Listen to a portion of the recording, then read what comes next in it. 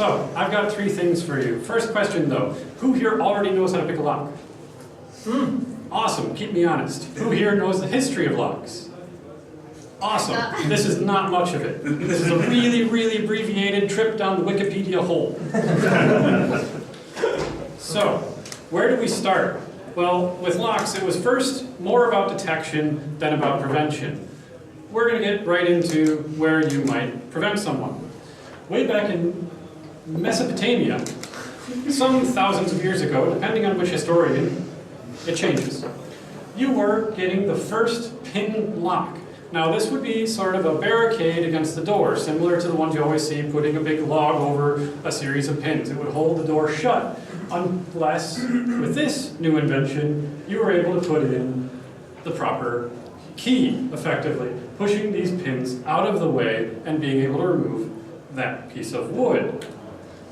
A different version or a clearer way to see might be this.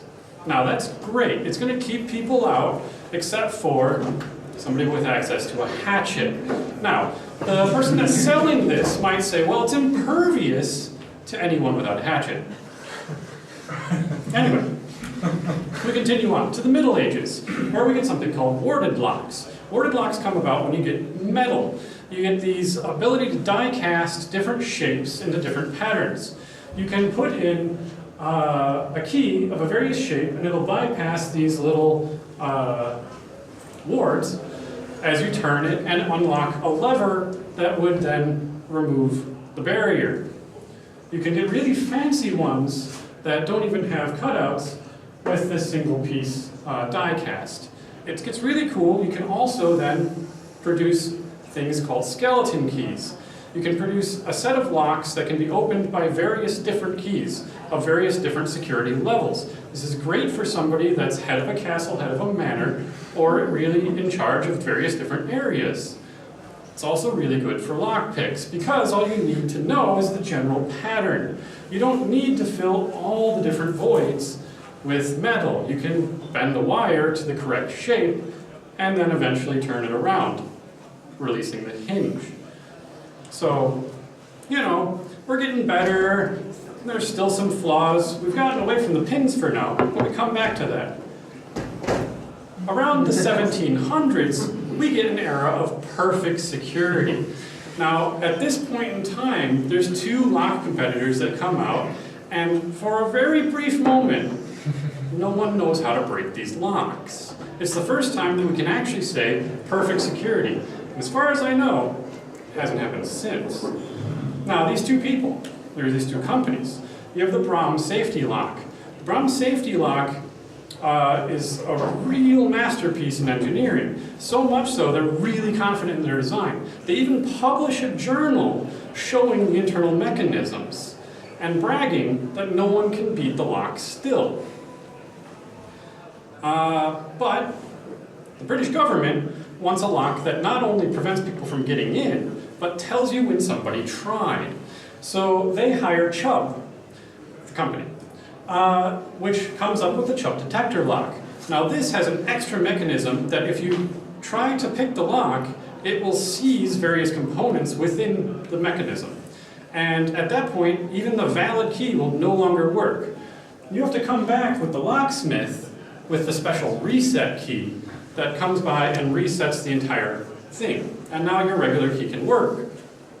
Well, this is really cool. They're both really proud of their things. They're publishing journals about how theirs is the most awesome and here's the internal workings and no one can break it. We're great.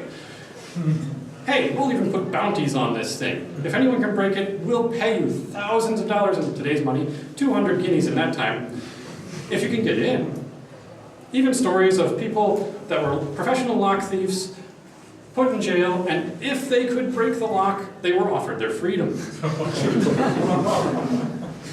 Well, this is all good until the Great Exhibition of 1851, where a large controversy comes out. Why is there a large controversy? This jerk.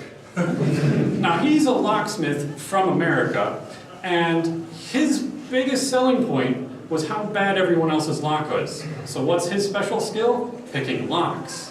He comes to this great exhibition where both of these two competitors have shown their locks and put them on display. So he comes along and within 25 minutes picks the Chubb detector lock. It's a brute force method. He goes in, triggers the first step, finds out where it is, and then repeats the exact same maneuvers in reverse, resetting the lock. Then goes a bit further, triggers the next one, goes through the reverse image and resets it, and so on. It takes him 25 minutes. Well, that's great. You've now proven that the British government is physically unsafe. But he hasn't beaten this yet. These guys are so confident, they invite him to their upstairs apartment, give him one of their locks, and say, have fun. He brings his own set of tools, and in a mere 14 days, he picks this lock. And with that, the illusion of safety has been shattered forever. Since then, we measure locks mostly by the amount of time it takes to delay a lockpick.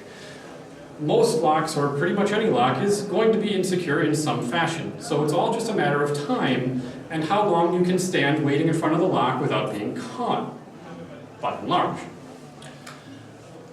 So we come to the Yale lock. Around the same time period, the Yale lock gets invented. This is a return, in a fashion, to the old Mesopotamian lock. It's a series of pins that can be moved up in a certain position and turn a chamber, instead of removing a stick, to unlock the device.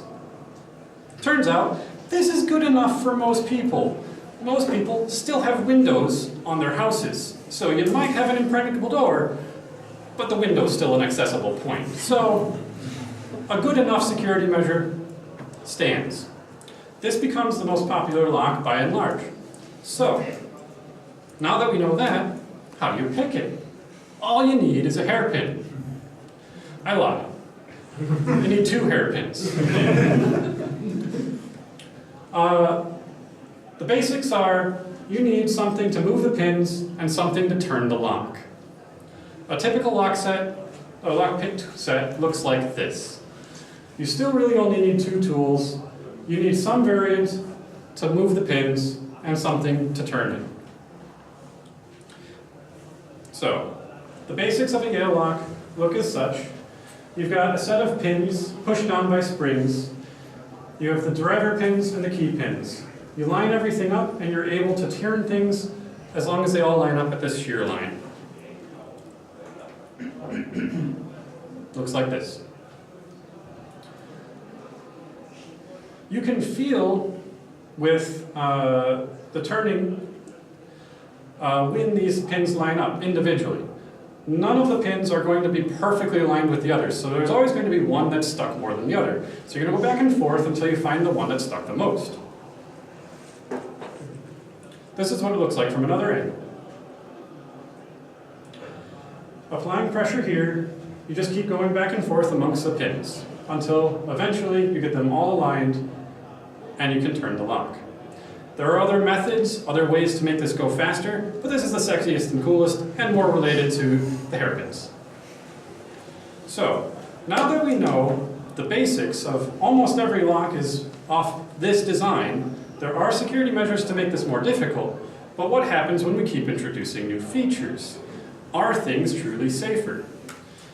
I turn to where I became fascinated with picking locks, the 2010 BioLock Model 333. So this was a super lock at the time, so it would seem. It had the newest and latest technology of a biometric fingerprint. You could authorize your friends, you could deactivate different people at different times, and everything was great. This was going to be the newest and best security. But it had a backup. If the battery died, or you, for some reason, lost your fingerprint, behind the handle, you could turn a panel, and there was a keyhole. Which, okay, fair enough, might be weak to all the previous known things. They went a step too far down forgetting the lessons of the past. If you inserted a paper clip at the bottom of the keyhole and pushed it all the way to the back, there was a reset latch. So if you ignored the biometrics and just flipped down the panel, put a paperclip in and turned the handle, you were done. Okay, but that was 2010. Perhaps we've learned from there. Oh, maybe not. Master lock. This is your classic lock. They rate it as a 7 out of 10 security measures by their own measure.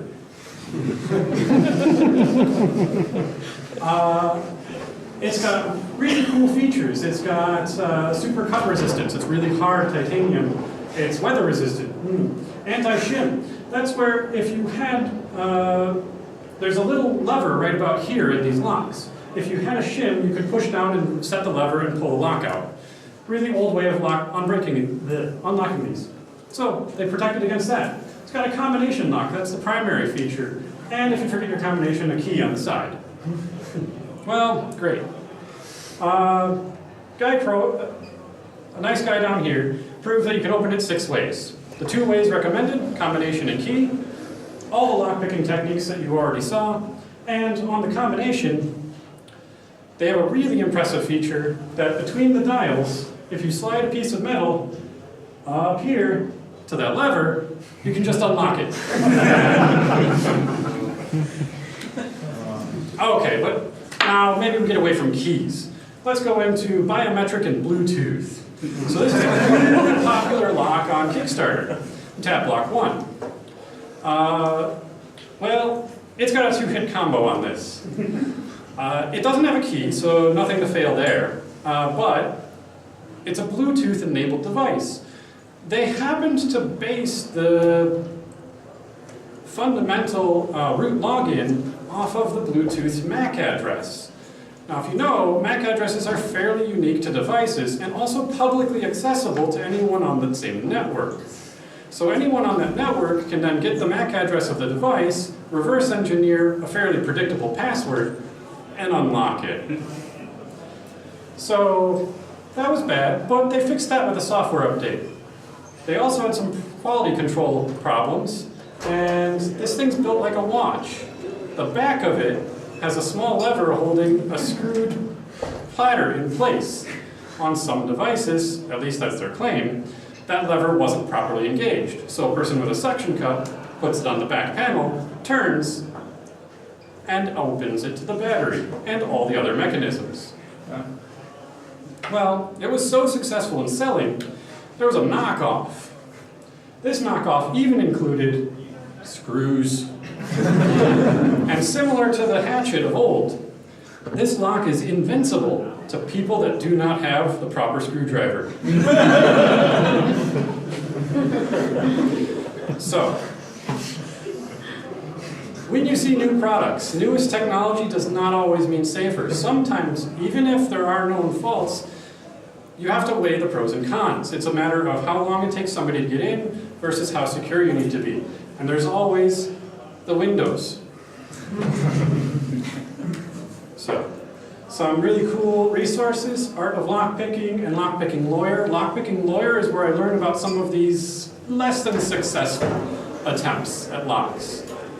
Now, with that said, I did bring a magic hat, and anyone who wants to is welcome to come up and try their hand at a few locks with the very, very basic synopsis that I've now shown.